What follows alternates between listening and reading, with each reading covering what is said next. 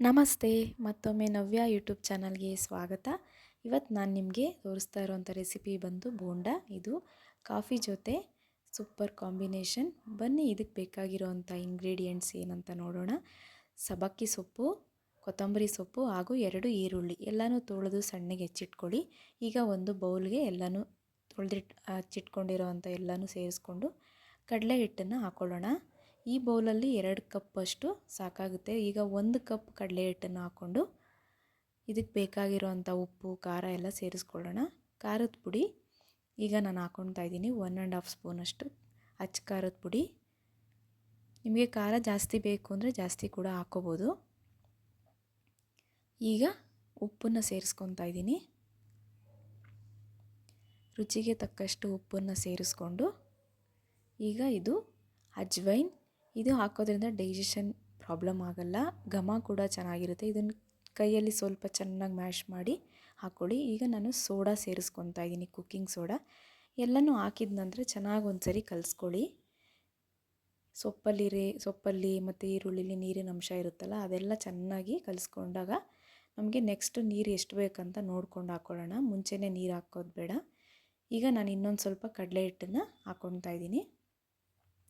ನೋಡಿ, ಒಂದೇ ಸರಿ ಹಾಕ್ಕೊಳ್ಳೋದು ಬೇಡ, ಸ್ವಲ್ಪ ಸ್ವಲ್ಪನೇ ಹಾಕ್ಕೊಂಡು ನೀಟಾಗಿ ಒಂದ್ಸರಿ ಕಲಿಸ್ಕೊಳ್ಳೋಣ.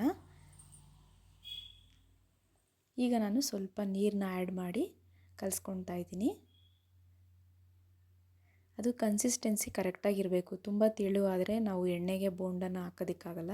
ಹಾಗಾಗಿ ಸ್ವಲ್ಪನೇ ನೀರು ಹಾಕ್ಕೊಂಡು ನೀಟಾಗಿ ಒಂದ್ಸರಿ ಚೆನ್ನಾಗಿ ಕಲಿಸ್ಕೊಳ್ಳಿ.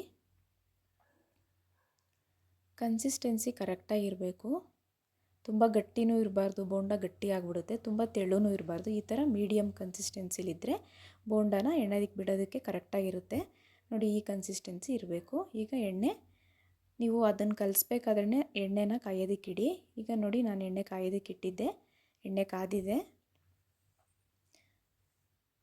ನೋಡಿ, ಈಗ ನಾನು ಕಲಸಿಟ್ಕೊಂಡಂಥ ಬೋಂಡ ಹಿಟ್ಟನ್ನು ಒಂದೊಂದಾಗಿ ಎಣ್ಣೆಗೆ ಹಾಕ್ತಾಯಿದ್ದೀನಿ.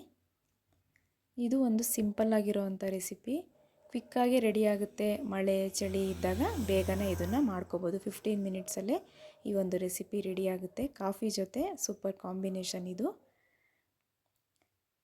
ನೋಡಿ, ಇದು ಒಂದು ಸೈಡ್ ಬೇಯ್ತಾ ಇದೆ. ನೋಡಿ, ಸ್ವಲ್ಪ ದಪ್ಪ ಆಯಿತು ಸೈಜು. ಈಗ ಇದನ್ನು ಉಲ್ಟಾ ಮಾಡಿಕೊಂಡು ತಿರುಗಿಸ್ಕೊಳ್ಳಿ ಎಲ್ಲನೂ. 2 ಸೈಡು ಚೆನ್ನಾಗಿ ಬೆಂದಾಗ,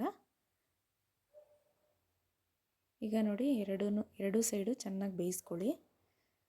ಮೀಡಿಯಮ್ ಫ್ಲೇಮಲ್ಲೇ ಇಟ್ಕೊಂಡು ಮಾಡ್ಕೊಳ್ಳಿ ಇದನ್ನು.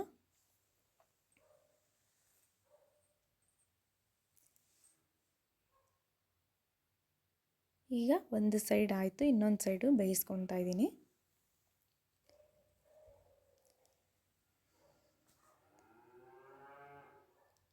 ಈಗ ಆಲ್ಮೋಸ್ಟ್ ಬೋಂಡ ಬೆಂದಿದೆ. ನಾವೀಗ ಇದನ್ನು ಒಂದು ಪ್ಲೇಟ್ಗೆ ಎತ್ಕೊಳ್ಳೋಣ. ನೋಡಿ, ಒಂದು ಪ್ಲೇಟ್ಗೆ ಟಿಶ್ಯೂ ಹಾಕ್ಕೊಂಡು, ಟಿಶ್ಯೂ ಪೇಪರ್ ಹಾಕೋದ್ರಿಂದ ಅಲ್ಲಿ ಬೋಂಡದಲ್ಲಿರುವಂಥ ಎಣ್ಣೆ ಎಲ್ಲ ಟಿಶ್ಯೂ ಅಬ್ಸರ್ವ್ ಮಾಡುತ್ತೆ. ಈಗ ನಾನು ಪ್ಲೇಟ್ಗೆ ಎಲ್ಲ ಬೋಂಡನೂ ಎತ್ಕೊತಾ ಇದ್ದೀನಿ.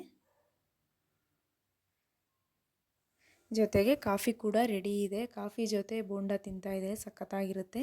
ನೀವು ಒಮ್ಮೆ ಇದನ್ನು ಟ್ರೈ ಮಾಡಿ. ಹಾಗೆ ಈ ವಿಡಿಯೋ ನಿಮ್ಗೆ ಯೂಸ್ಫುಲ್ ಅನಿಸಿದ್ರೆ ಪ್ಲೀಸ್ ಒಂದು ಲೈಕ್ ಮಾಡಿ. ಹಾಗೆ ನನ್ನ ಚಾನಲ್ ಕೂಡ ಸಬ್ಸ್ಕ್ರೈಬ್ ಮಾಡ್ಕೊಳ್ಳಿ. ನೋಡಿದ್ರಲ್ಲ ಯಾವ ರೀತಿ ಬಂದಿದೆ ಅನ್ನೋದನ್ನು. ಇದು ಮೇಲೆ ಕ್ರಂಚಿ, ಒಳಗಡೆ ಸಾಫ್ಟಿ ಆಗಿರುತ್ತೆ, ತುಂಬಾ ಚೆನ್ನಾಗಿರುತ್ತೆ. ನೋಡಿ, ಕಾಫಿ ಜೊತೆ ನಾನು ಬೋಂಡನ ರೆಡಿ ಮಾಡಿದ್ದೀನಿ. ನೋಡಿ, ತೋರಿಸ್ತಾ ಇದ್ದೀನಿ ಇವಾಗ ಯಾವ ರೀತಿ ಇದೆ ಅಂತ. ನೋಡಿ, ಎಷ್ಟು ಒಳಗಡೆ ಸಾಫ್ಟಿಯಾಗಿದೆ, ಮೇಲೆಲ್ಲ ಕ್ರಂಚಿಯಾಗಿ ತುಂಬಾ ಚೆನ್ನಾಗಿದೆ. ಓಕೆ ಫ್ರೆಂಡ್ಸ್, ಮತ್ತೊಂದು ವಿಡಿಯೋದಲ್ಲಿ ಸಿಗ್ತೀನಿ. ಅಲ್ಲಿವರೆಗೂ ಈ ವಿಡಿಯೋ ನೋಡಿದ್ದಕ್ಕಾಗಿ ತುಂಬ ಧನ್ಯವಾದಗಳು. ಮತ್ತೆ ಸಿಗ್ತೀನಿ. ಓಕೆ ಫ್ರೆಂಡ್ಸ್, ಬಾಯ್.